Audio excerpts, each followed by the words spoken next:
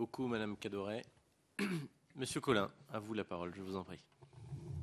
Monsieur le rapporteur, Mesdames et Messieurs les députés, Madame Christiane Taubira a elle-même utilisé l'expression de réforme de civilisation pour désigner le projet de loi ouvrant le mariage et la filiation aux couples de personnes de même sexe. Sans vouloir trop solliciter cette expression, elle permet de mesurer la gravité du sujet qui nous réunit cet après-midi. En effet, la civilisation concerne notamment les liens que les humains tissent entre eux et la manière dont ils les pensent et les organisent. La responsabilité du législateur est de veiller à ce que ces liens soient justes. Dans les quelques minutes qui me sont imparties, je voudrais exposer les raisons pour lesquelles je pense que ce projet de loi est incohérent et injuste. Notons qu'aujourd'hui, le mariage est l'objet d'un droit pour tous les individus majeurs, et non pour les couples, y compris pour les personnes ayant une orientation homosexuelle. Pensons par exemple à Oscar Wilde ou à André Gide qui ont été mariés. Puisque l'orientation sexuelle ne fait pas partie des règles constitutives du mariage. Celles-ci, outre l'âge et le consentement, sont la différence des sexes des partenaires, la monogamie et l'absence de certains liens de parenté. Le présupposé commun à ces trois clauses est que l'articulation entre conjugalité et filiation est pensée en référence à la procréation naturelle. Des exigences propres à la transmission de la vie humaine sont déduites les conditions nécessaires au mariage. Le projet de loi consiste à supprimer une de ces conditions, au titre que le mariage serait devenu pour notre société la reconnaissance sociale et juridique du sentiment amoureux.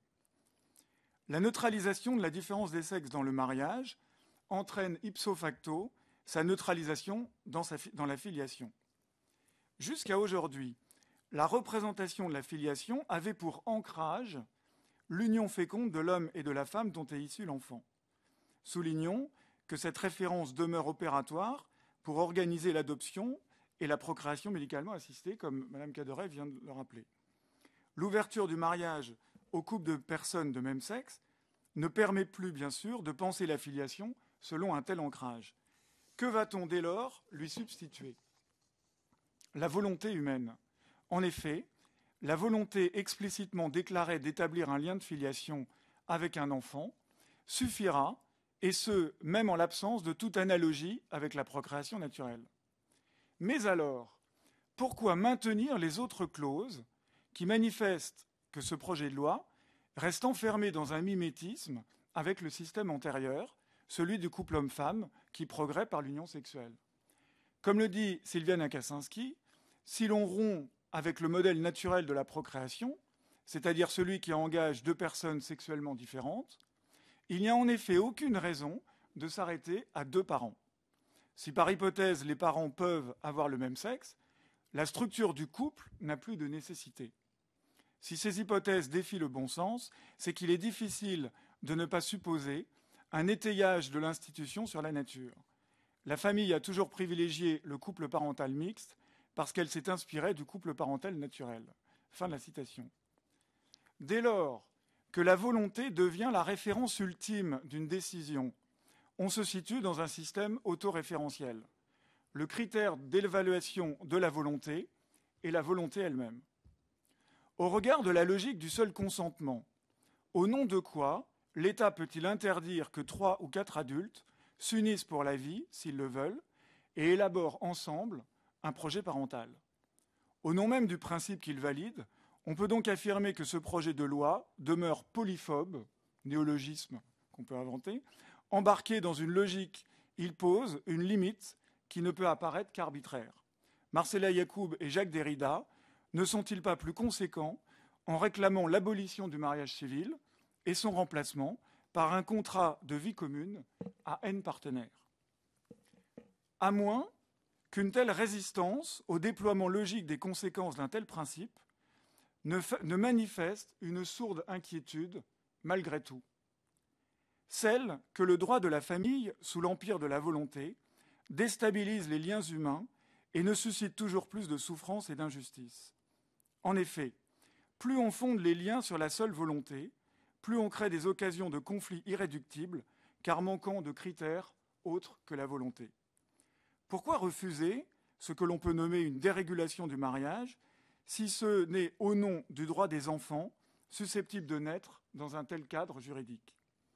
Faisons mémoire de l'intention du législateur, les révolutionnaires de 1792, illuminés par la Déclaration des droits de l'homme, reconnaissant des droits inhérents à la nature même de l'homme, d'où le fameux « tous les hommes naissent libres et égaux en droit ».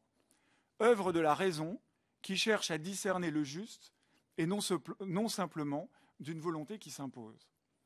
Or, quel est le bien fondamental dû à l'enfant que notre société se doit de respecter?